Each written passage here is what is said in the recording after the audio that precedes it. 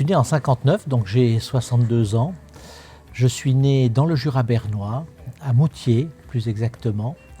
Mon père est arrivé en Suisse en 1952 de l'Italie en tant que fraiseur mécanicien de précision. C'était l'époque où les usines de machines-outils en Suisse avaient besoin de travailleurs spécialisés qui venaient de l'étranger, notamment du nord de l'Italie. Ma mère a rapidement rejoint mon père avec ma sœur qui était née en 1951. Moi, je suis né donc quelques années plus tard. Et mon père a eu la chance ensuite de pouvoir rentrer au CERN, le Centre européen de recherche nucléaire ici à Genève. Ce qui fait qu'en 1965, la famille est venue s'installer ici à Genève. Ça a été certainement ma chance puisque de ce petit village quand même jurassien, ça aurait été difficile, je pense, avec le salaire de mon père et ma mère qui était couturière, de pouvoir faire des études. J'ai pu, comme ça, faire l'université, entrer dans la faculté de droit après avoir fait une maturité classique. Et j'ai obtenu rapidement mon brevet d'avocat, j'avais 22 ans. Et depuis ce jour-là, j'ai exercé la profession d'avocat depuis 1981 jusqu'à 2013. Alors en 2013, ça faisait 32 ans que je faisais ce métier d'avocat. On ne fait jamais le tour d'un métier comme celui d'avocat, mais c'est vrai que quelque part, j'avais envie de nouveaux défis. Et j'ai eu cette opportunité d'entrer en politique dans un parti tout nouveau qui venait de se créer, qui était un mouvement en fait citoyen genevois. Et je me suis présenté d'abord en 2009 pour le Parlement genevois, puis ensuite en 2011, j'ai été élu à Berne en tant que parlementaire fédéral pendant 2 ans. Et ensuite, en cours de mandat, j'ai été élu au Conseil d'État. Maintenant, ça fait 8 ans que je suis dans l'exécutif du canton de Genève. Donc une chance incroyable pour moi. En tout cas, je remercie tous les jours le destin, Dieu, qui vous voulez d'avoir pu avoir cette chance d'avoir 2 vies finalement en une vie, puisque j'ai eu une vie professionnelle d'avocat indépendant, j'ai toujours été indépendant. Puis ensuite cette possibilité de faire mon métier différemment. Je disais qu'avant j'avais beaucoup de clients, maintenant j'ai plus qu'un seul client qui est l'intérêt public. Et il a beaucoup de représentants qui ne sont pas toujours d'accord entre eux, mais c'est passionnant. Je suis un homme de dossier, je ne suis peut-être pas toujours un politicien au sens classique du terme, comme quelqu'un qui serait entré en politique depuis de nombreuses années. Mais c'est peut-être une façon aussi de voir la politique de manière plus proche du citoyen, en défendant des causes, avec pragmatisme, puisqu'on est un parti qui se dit ni de gauche ni de droite. Ça veut dire à droite ou à gauche selon où on considère que la justice doit se trouver à un moment donné, sans dogmatisme. Alors actuellement, je suis conseiller d'État, dans certains cantons on dit ministre, avec cette différence qu'on est élu ici pour ce rôle, pour une période de 5 ans, et on peut se représenter. Donc j'ai été élu en 2013, réélu en 2018. Actuellement, je suis chargé de la politique de la santé et de la politique de la sécurité. Dans le passé, j'avais également les affaires sociales et l'emploi. Mais aujourd'hui, j'ai ces 2 politiques, santé, sécurité, protection de la population. Et c'est vrai que c'est un département assez nouveau. On voit peu de ministres en Suisse qui allient à la fois la sécurité et la santé. Généralement, la santé est liée aux affaires sociales et pas à la sécurité. Je vois énormément de synergie dans ces 2 politiques qui étaient finalement oubliées parce qu'il y avait des représentants différents pour ces 2 politiques.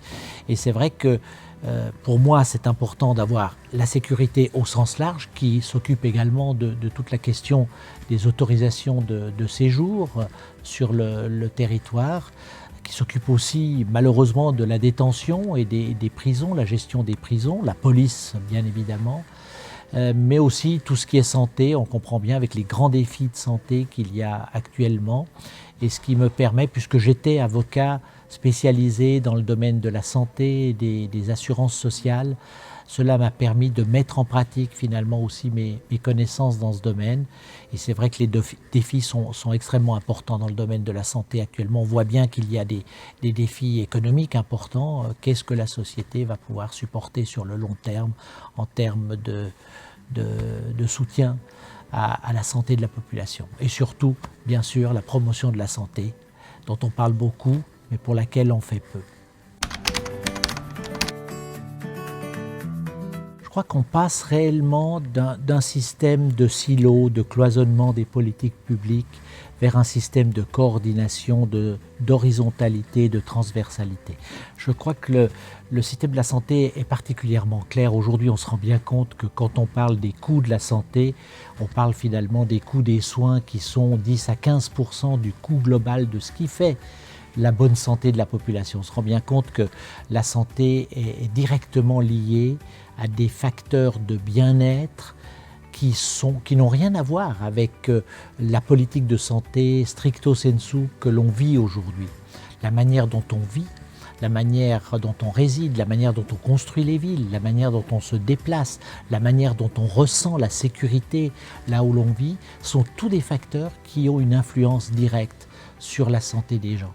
Et nous avons surtout un énorme défi qui est celui du vieillissement de la population. Tout le monde se réjouit bien sûr de pouvoir vivre plus longtemps. Dans une vingtaine d'années, on aura doublé la population de plus de 75 ans. Et il y a d'autres défis, des maladies qui sont des maladies qui amènent au décès, seront des maladies chroniques qu'il faudra prendre en charge. Donc il faut préparer les populations vieillissantes à vieillir en bonne santé. C'est ça qui est important. Aujourd'hui, on s'occupe de la santé quand on l'a perdue, malheureusement. Il faut s'occuper de la santé quand on l'a, en travaillant pour maintenir cette bonne santé. C'est tout le travail de la promotion de la santé qui est important.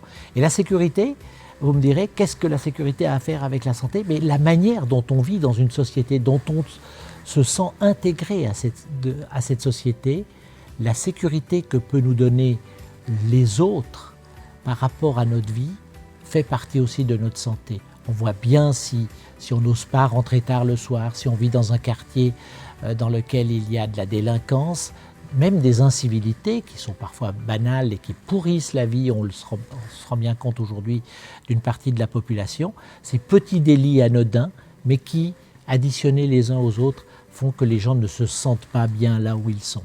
Donc la sécurité, c'est ça aussi.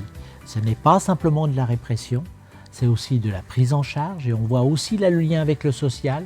On ne fait pas de la sécurité sans chercher la cause de l'insécurité, qui est souvent une cause sociale. On se rend bien compte que les pays qui ont mal intégré des populations immigrées souffrent aujourd'hui de ces problèmes. Ce n'est pas la faute uniquement de ces populations, c'est l'État qui n'a pas su aussi accompagner ces personnes vers une intégration dans la collectivité.